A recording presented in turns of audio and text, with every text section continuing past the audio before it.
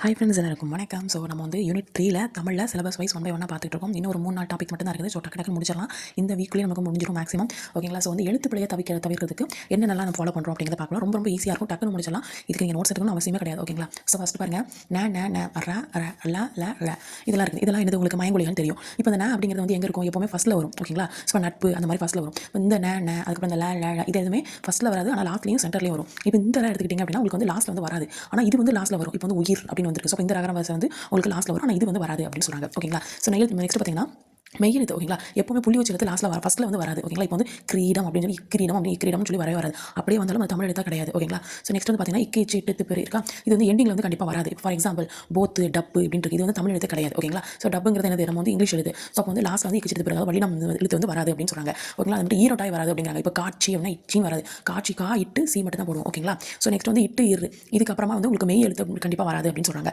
ஓகேங்களா? இப்போ for example இன்னொன்று எடுத்து பார்த்தீங்கன்னா இக்கு இச்சு இத்து இதெல்லாம் இருக்கா, ஸோ இதுக்கு அப்புறமா அந்த எழுத்து வரிசை தான் வரும். அது மட்டும் இல்லாமல் அந்த காசாப அந்த வரிசைகளும் வந்து வரும் அப்படின்னு சொல்றாங்க. இப்போ வந்து காக்கை அப்படின்னு இருக்குது, இக்குங்க வந்துருக்கா, ஸோ எழுத்து வரிசை என்னது கை. ஸோ அப்போ காக்கை பச்சை, அப்போ எழுத்து வரிசைகளும் அந்த எழுத்தோட வரிசைகள் அப்படியே வரும் அப்படின்னு சொல்றாங்க.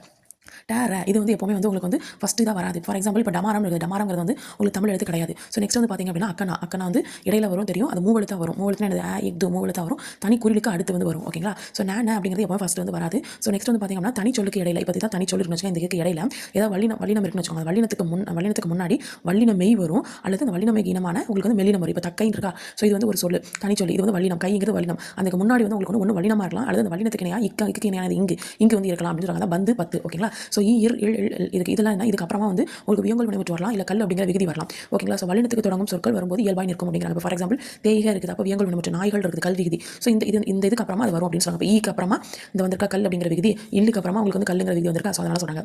நெக்ஸ்ட் வந்து அந்த 3 சொல்லி நாக்கு அப்புறமா ரா வந்து வராது, 2 சொல்லி நாக்கு அப்புறமா டா வந்து வராது. ஓகேங்களா? ஸோ அது மாற்றி தான் வரும். இப்போ கண்டு மன்றம் இப்படி தான் வரும். ஓகேங்களா? ஸோ நெக்ஸ்ட் வந்து பார்த்தீங்கன்னா இஞ்சி இந்த இவு இதெல்லாமே மேக்ஸிமம் இப்போதைக்கு நம்ம யூஸ் பண்ணுறது இல்லை. ஒரிஞ்சு வெறிந்து இதெல்லாமே வந்து நம்ம அரிதாக தான் நம்ம வந்து யூஸ் பண்ணுறோம் அப்படின்னு சொல்றாங்க. ஸோ தனிக்குறளுக்கு அடுத்து வந்து ரா ல இது வந்து வராது அப்படிங்கிறாங்க. இப்போ வந்து ஃபார் எக்ஸாம்பிள் கர்மம் அப்படின்னு நம்ம சொல்கிறோம், தப்பு. கருமம் நிர்வாகம் அப்படிங்கிறோம், நிர்வாகம் அப்படின்னு கரெக்ட். ஓகேங்களா? ஸோ நெக்ஸ்ட் வந்து பார்த்தீங்கன்னா ரேக் அப்புறமா ரா அப்படிங்கிறது வந்து வராது, ல அப்புறமா ல வரிசை அப்படிங்கிறது வராது, ரா வரிசை வராது, லேக் அப்புறமா ல வரிசை வராது. உயிர் வந்துச்சுன்னா ஒரு அப்படிங்கிறது ஓர் எழுதுவோம், இரு அப்படிங்கிறது ஈர் எழுதுவோம். அதே உயிர் வந்துச்சுன்னா அதுக்கப்புறம் அது அப்படிங்கிறத எழுதுறதுக்கு பதிலாக அக்துன்னு எழுதணும், இது அப்படிங்கிறத இக்துன்னு எழுதணும். ஓகேங்களா? ஸோ இது எழுத்து பிழையை தவிர்க்கிறதுக்கான இவ்வளோ ஃபார்முலாஸ் இருக்குது. இதே மாதிரி இன்னொன்று வரும். நெக்ஸ்ட் வீடியோவில் பார்க்கலாம்.